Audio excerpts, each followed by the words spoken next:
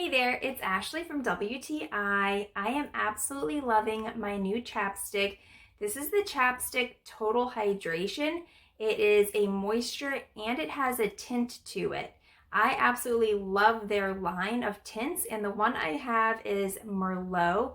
I have it on my lips right now, and as you can see, it is shaded, but it's not really dark in comparison to what this looks like. So it does go on lighter than the actual color here in the tube, and this is a lot of chapstick here, and it glides on really smooth, especially now in the winter months. I find myself really needing moisture on my lips. They get chapped, they get dry, and this is so easy to throw in your purse, put in your pocket, and you always have a little bit of lipstick, lip balm with a tint to it, which is so nice.